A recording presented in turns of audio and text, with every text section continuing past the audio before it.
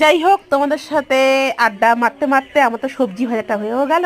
দিদির মেজদি সবজি ভেজে ফেললো। এবার হচ্ছে আমাদের যে ভাতের সাথে সবজিটা মেশানোর সময় চলে এসছে।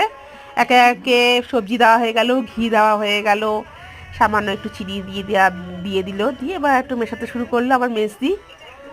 মেজদি মেশাতে মেশাতে একটু বদ্দির হেল্প লাগলো, বদ্দি হেল্প করে দিল। বদ্দি আর মেজদি মিলে দুজনে মিলে ফ্রাইড রাইসটাকে তৈরি করছিল।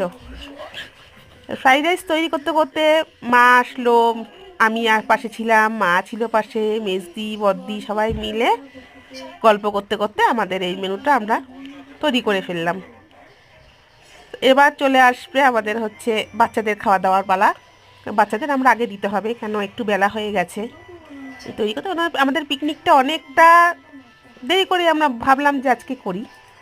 এটা হচ্ছে মায়ের খাবার, মাকে একটু স্পেশালভাবে গুছিয়ে দিয়েছি। আমরা না বেগুনিটা মিস করে গেছি, বেগুনির দরকার ছিল। আর এইগুলো হচ্ছে আমাদের বাড়ির বাচ্চা পাটি, তাদের সঙ্গে মাকেও